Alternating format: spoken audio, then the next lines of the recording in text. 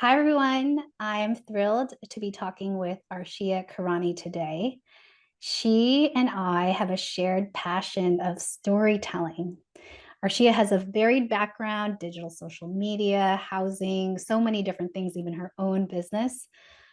The thing that I find her incredibly captivating and I think will add so much value to us is her gift of storytelling. She's a co-founder of Potluck Stories. It's an LA community-based organization, and it's all about lifting up marginalized voices. Arshia, before we start, I just wanted to talk a little bit about storytelling, and I'd love to hear your view as well. For me, storytelling is a way that we can bring people along in our journeys so that even as much as we might think we have a lot of difference, there's not much that we can find where we can have some shared relationship. Stories, I feel like, are unifying. And for people who often don't have our voices heard or marginalized communities, I personally find stories a way of being seen, feeling like there are other people out there who have stories similar to mine. And then for people who are different than me, being able to connect to them and say, wow, even though I at first thought we didn't have much in common, in fact, there's so much that I'd love to connect with you. It's a heart to heart connection. And so, Arshia, you probably know that because of this passion, I've been able to write. I know you care a lot about stories. And so that's really the impetus for these children's books that I've done, starting with Asian Americans Who Inspire Us, and then now this book about the myths of success, A Woman of Color's Guide to Leadership. And so I am thrilled, Arshia, to have you here with your background to dive really deep into storytelling and the art of it. But before we go into storytelling, let me ask a question, Arshia, just to launch us off. Talk about your identity and how that has shaped your path leading to being a storyteller and co-founder of this really beautiful nonprofit. Yeah, well, thank you so much for having me, Annalisa. That's why I was really drawn to your work as well, because you're somebody who tells stories and uplifts stories that make me feel seen and heard and connected, as a woman of color, and as a woman of color in the corporate world in America. Um, when you ask about identity, for me, as if any of you are watching this as opposed to listening, you can see that I cover my hair. So I am a Muslim woman who wears hijab, and I started wearing hijab when I was 19 years old. And I remember when, like, I grew up in a Muslim family, and no one in my immediate family actually wears hijab. And when I started wearing hijab, I remember my dad was like, "You're never gonna get a job." Like, and he said that actually when I had like pierced my nose, actually, like a couple years earlier. And to me, it's so, even that is so interesting because my parents are immigrants to America. They moved here from India, and they raised us to be Muslim. They raised us to honor our culture. And everyone in my dad's family has a nose ring. But for him in America, he was like, "You're not employable," or "You start wearing hijab, you're not employable because you stand out too much." And so I think for me, identity from very early, like even before that growing up, but like I think even just these two things were really kind of pivotal moments where I didn't know how deeply I was choosing to tell the story of my identity for the rest of my life, like very publicly. And, you know, I think for me specifically, wearing hijab has forced me to be a storyteller. For a lot of people in my life, especially professionally, I am the only Muslim they know. I am the only hijab wearing Muslim that they know. And so a lot of what they hear on the media or on the news is challenged by my entire existence and just standing in front of them of like what they think they know about people like me versus interacting with people like me. So, um, yeah, I think for me, like telling that story of your identity can be physical. And as you grow older, you kind of learn how to then tell that story through words and yeah, and through just like an actual story. You craft that story based on your experience of, hey, like when I say this, people like people can connect, or when I say this, it doesn't quite resonate, right? So you're constantly refining the way that you tell your personal story with every passing day. Arshia, I was reflecting for myself. I actually don't even know a lot of Muslim women hijab wearing, like even in my community. I mean, might know one or two, but it is important to actually note that the thing that's so obvious, we don't actually say. You're the first person, you're the second person, you're one of the few people. Yeah. And that is, I think, an opportunity, but also carries a weight, right? There's a real Yeah. weight, especially with what's going on in the world, our history, these tensions. It's one thing if they thought, wow, this person is a cherub. Absolutely, they represent all good things, all powerful, Yeah. abundant things.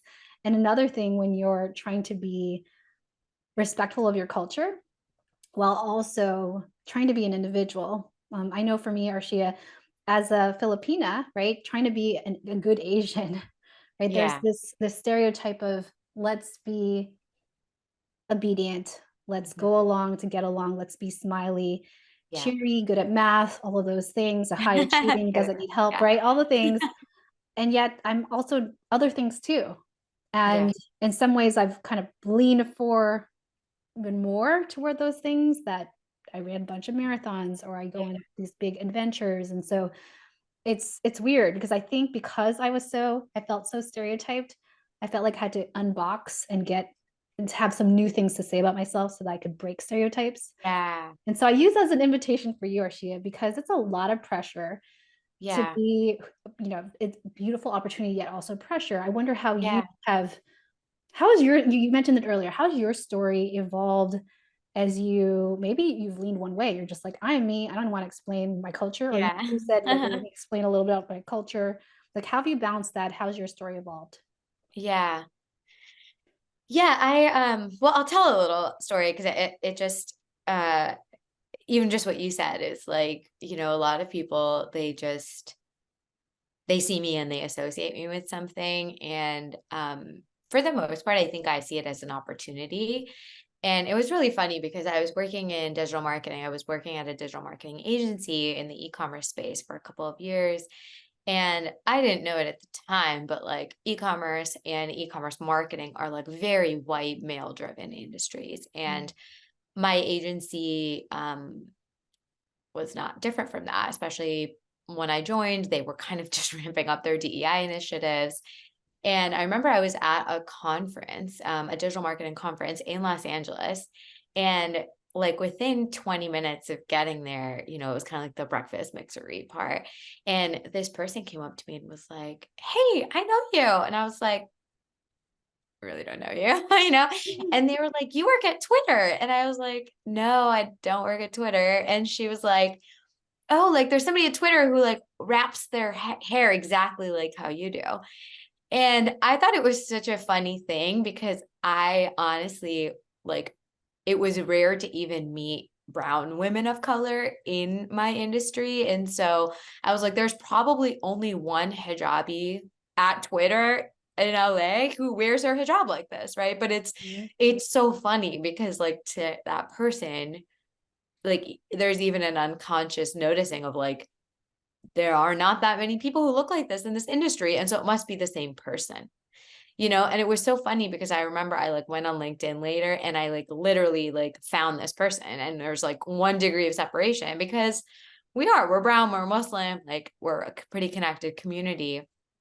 Right. And so I think it's like it is funny because it's exactly what you said, that like we're very memorable, and sometimes there is this pressure to be exactly what you described, like the model minority, right? Like this like, oh, you might think this about Muslim women, so I'm gonna overcompensate and be this instead to like break your idea of what a Muslim woman should be. mhm, Um, and I think like it does feel like a lot of pressure sometimes, but I also think that like honestly for me and my personality, like I'll be really honest, like I don't hate that spotlight. Like I kind of like having that opportunity where people are paying attention to me, and I do get to like challenge what they think they know and use it as an opportunity to like educate. And actually I thought I've, as you said, like I've worked at a lot of different places, but actually like at that same agency that I was working at, um, one of the things that I did was I asked our HR team, it was like the first year that I was there, and it was Ramadan was coming up. And so that's like a month of fasting. And during that time, I had like asked my manager for a couple of different, like just some accommodations of like, hey, can I amend my working hours and stuff like that based on like fasting? And they were very flexible about it. And one thing that I thought would be cool would be if I ran something at the organization similar to what I ran in college, which was called a fastathon. So I invited people at our company to fast with me for one day. And it was amazing. Like 20 people signed up out of like 100-person agency, which is like, or 120 people at the agency, which was like pretty significant. And I just told them what to do. And there were like, what I did is like, they told me where they lived. I looked up exactly what their fasting hours were. And then we had like a midday Zoom and we talked about like the experience. And then we had like a little session after where people just talked about what they learned. And um, it was really cool, honestly, and I think if I very honestly didn't wear a hijab and wasn't always so publicly noticeable, I don't know if I would have had like built the confidence over a decade of working to like actually do things like that and to like lean into the opportunity that is sometimes just like put on me. Arshia, I'm connecting to that because there's a choice, right? Like knowing that people will pay attention. And frankly, it's not just hijab being Muslim, it's being a woman of color Yeah. in these spaces that are white male dominated and figuring out who will I be? Who do I choose to be? I hear you saying, I'm going to see that because I'm used to being in those spaces and being one and only or few and only, I'm going to empower myself to do something that matters to me. This fastathon is such a beautiful idea because it's in community. It's so congruent with who I believe you are, someone who wants to connect with others, bring community along, share culture, and at the same time, not shrink because that's Yeah. there is a majority, there is a culture, and we are often taught to assimilate. And the stories I'm going to tell are going to be stories that basically put me in situations that you're used to. So I so love this because it's an inspirational way that we can be ourselves, but we have to choose, right? We have to Yeah. choose and we can invite, and people will take us up on the invitation if we even provide it. Yeah, exactly. And it is a lot of work, It like it's not like I got paid to organize 20 people and teach them how to do this stuff, right? But and I think that like when people have these conversations, it's really valid when people are like people of color do a disproportionate amount of work to educate non-people of color about our lived experiences. And I don't think that's fair. I don't. That being said, like like we also benefit from that, right? Like our parents chose to, or sometimes didn't choose, but like our parents moved to this country, like they lived in this country. Like, and when I look at my parents, like my parents are South Asian, like we're South Asian, and like they moved here, and their whole philosophy in life was like work hard, head down, pay your taxes, don't get in trouble. Like, it was very like straight edge.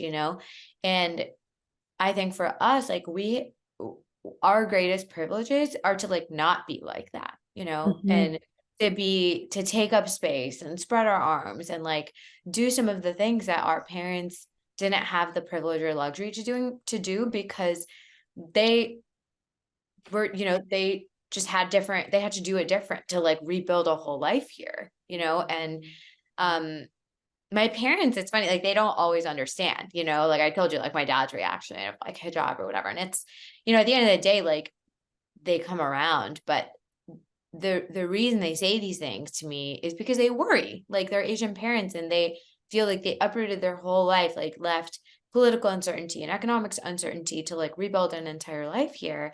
And I think for like they've said to me, they're like, sometimes it feels like you make your life harder. They Mm.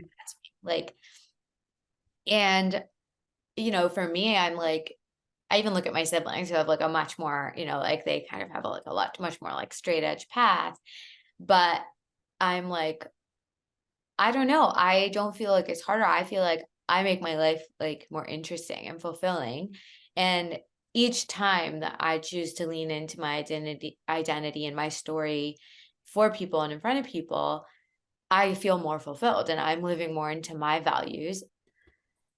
One of the themes that I heard in that I resonate with, Arshia, is this immigrant story. Our parents' reasons for leaving where their countries and moving to the United States, hoping for this American dream, winning the golden ticket. And it is both incredible and also puts pressure on us that we live the the chapters that they've set out for us. Yeah. And I think for both you and me, we're not following traditional paths, and it Yeah. takes courage and also some, I think, resolution to not follow, because I don't know from your culture, but mine is you follow your parents, you obey, Yep. you respect them. Yeah. And it's this piece of, I personally went back to the Philippines and I lived in my dad's house Oh, with when he wow. was young, and I spent almost a year there trying to understand why they kept saying, Annalisa, you're so lucky to be here. We sacrificed so much. I grew up with nothing. We didn't even have like a pair of shoes. Maybe I got one for Christmas each year. And I was like, okay. And Yeah. I It's don't like a want, lot. exactly. Yeah. I want a Lunchable. Give me, the Yeah. thing that's on TV. Yeah. And That's totally a lot. super gross. And it's Yeah. interesting because having spent that time there, I better understand. And I think this piece of empathy, like I really couldn't understand until for me, Yeah. I got to live there. And it's that being, no, I know that I didn't walk in their shoes, but at least being close to their stories and learning from my family, I understand the huge sacrifice that they made. And also, I'm choosing differently. And so, Yeah. your fastathon, having people have empathy that it's a 30-day challenge, they're doing one, Yeah. and it's like a very um, committed choice that people, I think, don't know about, even in myself included. So I love that so much. And I want to talk about Arshia just in terms of storytelling itself, because it feels overwhelming, right? Like I Mhm. remember when I first wrote my first book, I was like, I just know that I want brown people for my children. So scary Yeah. that it doesn't Yeah. always have to be blonde, blue-eyed Mhm. Jessica and Elizabeth, from the Sweet Valley High series. Like it can look like us, Yeah. right? With a hijab, like it could be cool. Uh, Yeah. and so that was the reason, my why for starting to write. And I wanted to talk about this because it's not like I had, for me personally, like a formula, right? I just knew that I wanted my kids to be able to find inspiration in people who look like them. And so I'm curious because we know stories are powerful, and yet Yeah. it feels probably for many hard to tell a good story. There's like pressure. Like I got to tell a good story. My story's got to have like a cliffhanger. Like it just feels like Yeah. so much. Yeah. And so, as someone who trains others and has community groups where people are able to share, and I'm sure that not everyone's going to be the author right off the bat. How do Yeah. you set up a structure? How do you set up a safe way in which people can engage, no matter what their level is, in telling a story? Everything is a story. And we also tell ourselves stories, and for me, the origin of this organization was twofold. One, I was living in New York for almost 13 years, and I decided to move to Los Angeles for work. Um, Primarily for work. I could have been flexible, but primarily for work, and I moved at the end of 2019. So, as everyone knows, like 3 months later, it was COVID. I had, like, barely met anyone. I had just gotten an apartment in, like, January and settled in and all this stuff. And then the next 2 years were super hard. They were very, very difficult because I didn't have anywhere to go to meet people. I had, like, 2 friends, like, that I'd gotten connected to. And when like post-vaccine, everything kind of started to like open up, um, I started to go to like events. So I think one of the benefits of being from communities like ours, and I don't know if this resonates, but like as a Muslim South Asian person, we have like very tight knit communities, even in our generation. So like it's not always that difficult to get plugged in to be like, oh, my friend of a friend lives in this place and I'll connect you to them. And I started kind of, chasing those connections and trying to build out community. And it just wasn't happening the way I wanted it to. I felt like the culture here, like in LA, was really different. Like it was way harder to follow up, and I don't know, it just felt really much harder than I thought it would be and what it was like on the East Coast. And so every time I would go to places and I would like meet somebody, I'd be like, oh my God, let's hang out. I need friends. And it was so funny because one time I literally went to an event and like somebody was like, you're the girl who always says she needs friends. And I was like, yeah, that's me. And so basically that's how I made a couple of friends. And I was still really craving this like bigger community. And with these couple of friends, I started going to these storytelling events that were hosted by The Moth. So I don't know if you've heard of The Moth, but it's an NPR based or like sponsored. I don't know if I'm using the right terminology, but it's like a podcast and they do live storytelling events all over the country. And I used to go in New York and I love them. And so I started going to them in LA. And I remember the first event that I went to was in LA, and it was so much fun. The crowd, it was this really cool outdoor space, and like the crowd was like so diverse, like from like a gender perspective, ethnicity perspective, like everything, And I remember being like, wow, this is so cool. It's a cool space, like cool audience. And the way that the Moth runs their events is they do like a theme, and then they pick out like 10 storytellers out of a hat. And I remember that first day that I went, there were 10 storytellers, and 9 of them were white males. Mm. 9 of them. And there was one woman of color who went up and told a story.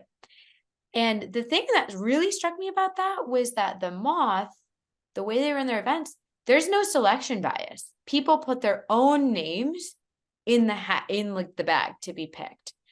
And I remember the host even was like, oh, we're cutting it close. Like we only have 11 names and we're going to pick 10 names out of the 11.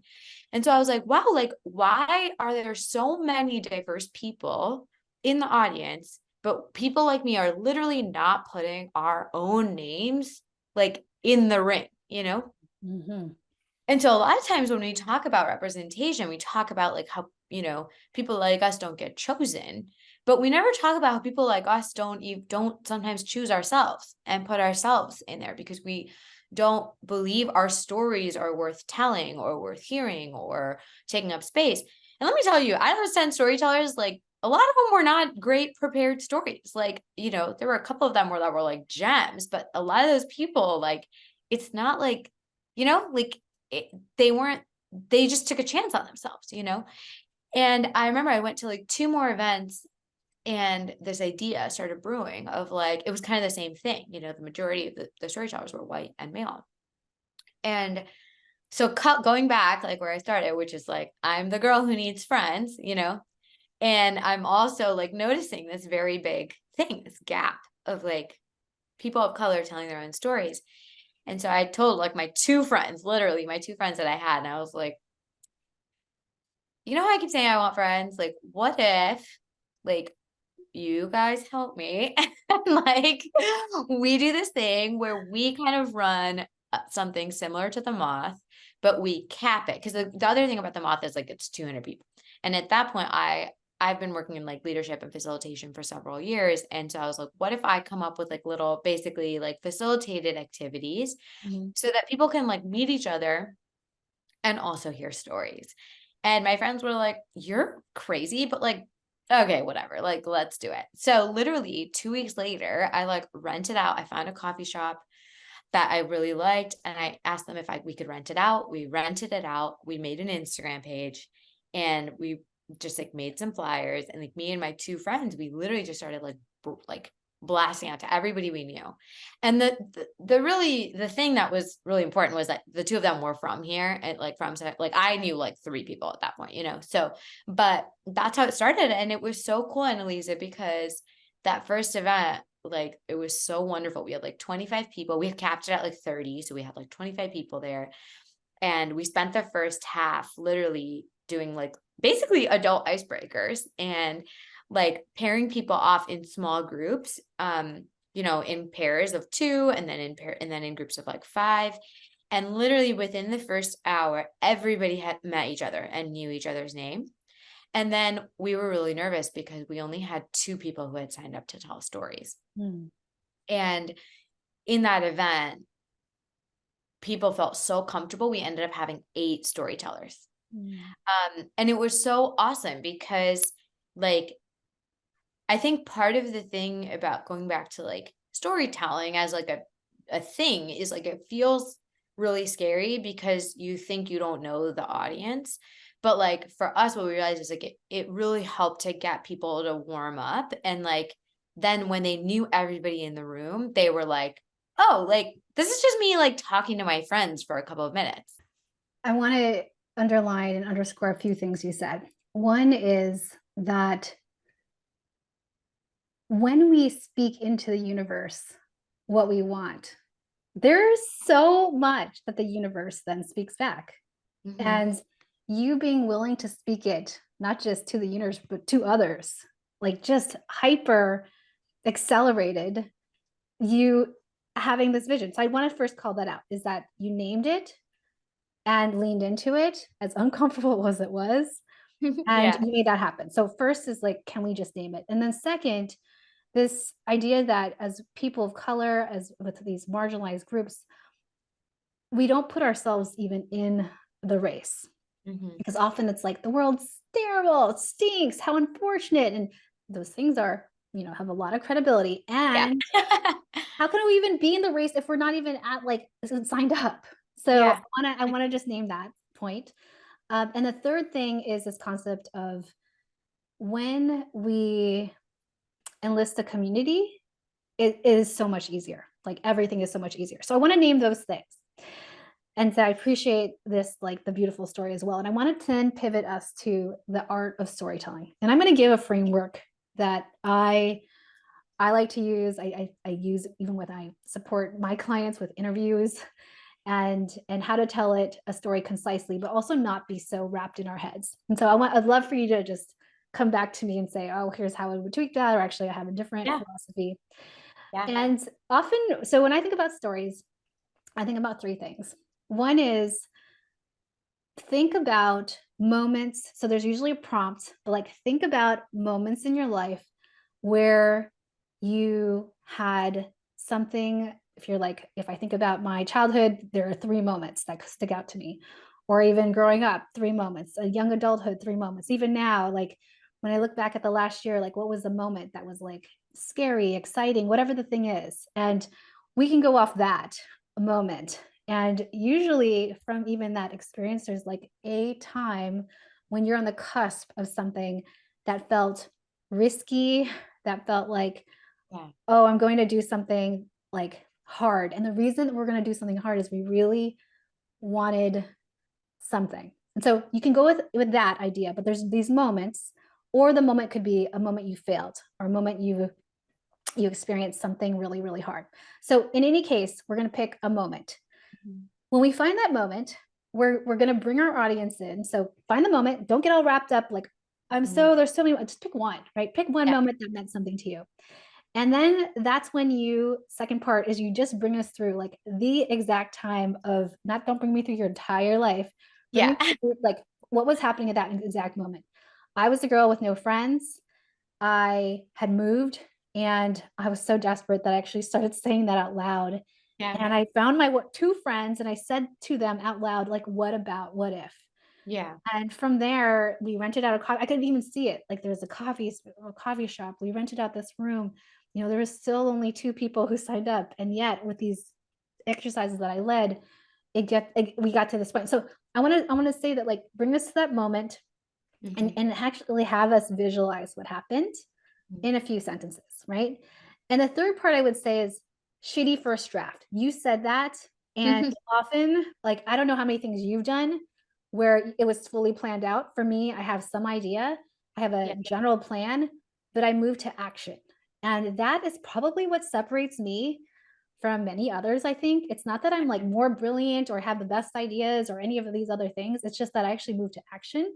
So in Yeah. this case, just say it, speak it. Shitty first draft is better than no draft. Yeah. And we get better the more we have shitty first drafts. Yeah. So the three things are, find the moment. Actually, second point is bring us into that moment and give us like the visuals. What did you see, feel, like bring smell like that? And then Yeah. third is just go, shitty first draft, and make it fun, right? So those are the three things I would say. But I'm curious, Arshiya, as someone who also tells a lot of stories and helps facilitate groups, how would you tweak that or even just Yeah. completely change it? I remember at one of it was like our third event, and this guy went up there, and it was like so funny because he was like, "Hi, my name is blah blah blah, and I work at blah blah blah, and my goal in life is blah blah blah," and like it just it was like very adorable, but like he didn't tell a story. He kind of just like told us about his life, and I remember thinking to myself, like, this is where, like, we can't just expect people to come with stories. I think as people of color, especially, we are so not focused on the moment in a way. Like, we are always trying to prove ourselves, you know? Like, we bring our titles and our jobs, like, kind of going back to that immigrant story, like, I really think it is that. Like, our job and our education and this and that is like, these are the values that our parents like really ingrained with us. Like, this is how you're going to make it in this country. This is, and that's the story our parents told us. And so even this guy, like, he didn't tell a story, he kind of like weaved like told us his resume. And it was just like, I literally like, I can't even tell you what it was about, like at this point. And I think like that is like the beauty of it. Exactly what you said is like pick any moment, like for me, I mean, not to pat myself on the back, but it's like, when we first started speaking today, like I told you about a moment that like my dad told me I'm never going to get a job because I have a nose ring or I wear a hijab. And like, I would imagine that that probably resonates with other immigrant kids, kids of immigrants of like, I don't really remember what Arshiya was even talking about, but like, I remember that like my mom also said something like that to me or my aunt or my family friend or whatever. So like zeroing in on one specific moment is the beginning of a story, to your point.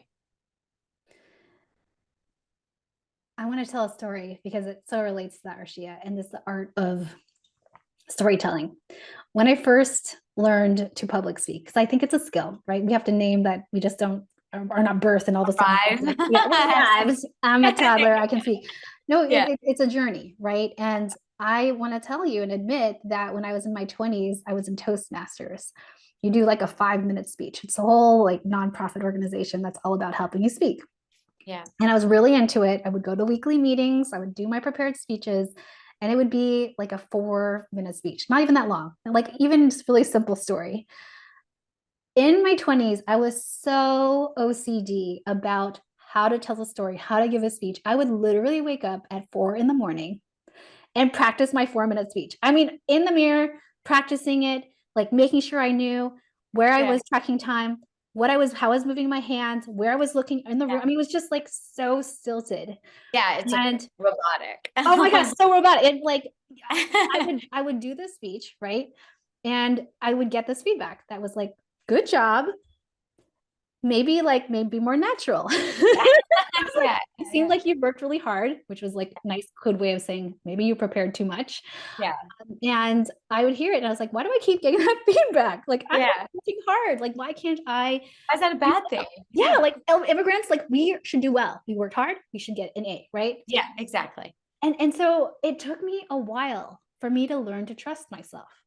That actually, when I don't prepare that much, I'm better off. And I might have an idea of what I'll say, but just to trust myself and to Yeah. trust that whatever I share will have value. And if it doesn't, then they're probably not my people. Yeah. But that's real comfort, right? I used to be like, here's my, Yeah. what are you about? Let me tell you my job, my resume, my background.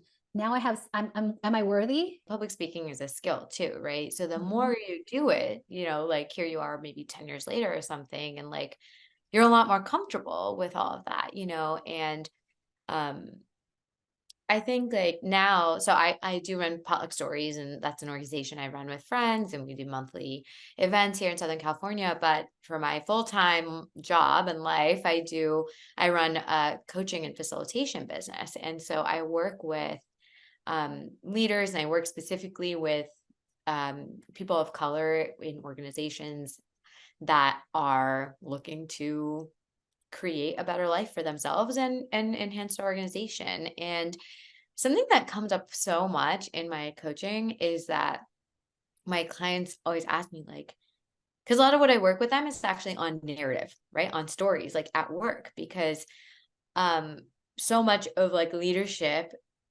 at organizations is communication and people management, right? And it's the same thing with stories. Like stories prepare you to tell the same story, but like in different ways, to talk about the same moment from different perspectives, and then that spills over to every part of your life. So like talking about like picking the moment, like for example, I at the end of the summer, actually, I got in a really bad car accident. Mm. And somehow this happened like in August, and I like literally walked away, like I no injuries. My car was like completely totaled. It flipped over. I climbed out through the sunroof. Like it was a whole thing. And I have now actually told this story in different ways. And I remember the night that I came back, this happened while like a lot of my extended family was visiting, like from Dubai, from different parts of the US. And I came home, and like, I had told my parents a version of the story. And then I came home, and I remember I was like sitting on the floor, and I was like hugging my mom. And then slowly, like all of the women in my family started coming, and we were literally sitting like behind a sofa because there's so many people in the house. I just wanted like a moment with my mom to like hug my mom because I was like in shock. And Mm. I remember I started telling them about like a little random moment in the accident where like when the car flipped over and I like climbed out of the car, these like firefighters came over and they were like, "Okay, do you need to get anything out of the car immediately?" They were like, "Maybe clean out the glove compartment." And so I climb into the car and I grab like my laptop, and then I open the glove compartment, and like 20 pads like fly out of the glove compartment. And I started like laughing because like there was like three firefighters and policemen, and I'm like digging through like my glove compartment and like I was like, why are there so many pads in here? And all of the women in my family are just like, this is so relatable. Like, oh my God. And I was like, it's 2024. Like, who cares about pads? But at the same time, I was like, why are there so many pads? I think a good example of like, I was in a car accident, right? And I can tell this really serious version of a car accident. And I can tell how it was harrowing and scary and like what the airbags felt like and did it out, or I can tell the story about how like I'm fine and like there's 20 pads popping out. It's like comical and like, you know what I mean? Right? We get to choose, are we the damsel in distress? Are we the victim? Or are we the person who discovers that they have tons of pads and it's a funny Yeah. comical moment? So I so love the choice there, Shia. And I Yeah. also appreciate that this skill we're talking about is not just for, I'm going to give a story at the potluck stories, right? This is actually a life skill. This is a work skill. And Yeah. we can get better at the skill. It allows us to communicate, allows us to build empathy, allows us to have a better life and help our organizations. So I love the work you do, Arshia. Let us move to lightning round questions. Are you ready? Yes. Chocolate or vanilla? Chocolate. Cooking or takeout? Okay. Climb a mountain or jump from a plane? Climb a mountain. Have you ever worn socks with sandals? Unfortunately, yes. How would you rate your karaoke skills on a scale of 1 to 10? 10 being Mariah Carey. Ooh, that's a high bar, like 1.5. Oh, what's a recent book you read? I'll give you two. The 100 Years War on Palestine and The Disease to Please. Hmm. What's a favorite way to practice self-care? Organizing my closet. What's a good professional development you've done? Oh, I did a class through IDEO called the Insights for Innovation, and I loved it. It was incredible. What's your definition of a boss mama? Somebody who takes action and keeps trying again. What advice would you give your younger self? It's going to be okay. And no choice, no career choice specifically is forever. You can always change your life when you want to. And then where can we find you? Like LinkedIn, anywhere else? Yes, you can find me on LinkedIn, Arshiya Kherani. You can find me on Instagram at Arshiya_Kherani. And through there, you can sign up for my newsletter, which I send out every 2 weeks with growth and leadership tips, kind of like an op-ed, an opinion piece by myself, and then linking to any cool upcoming events and other thought leaders that I think everyone should follow. And then last question, do you have a final ask, recommendation, or parting thoughts to share? My ask would be if you are in Southern California, come to a Potluck Stories event, either share a story or just come and be a part of our community.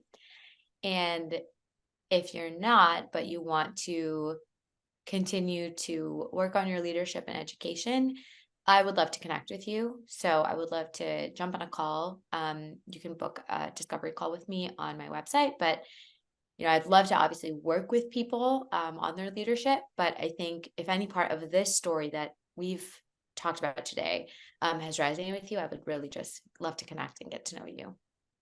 Wonderful. Arshiya, it's been a pleasure. Thanks so much for sharing all this fun stories and also wisdom. Thank you for having me.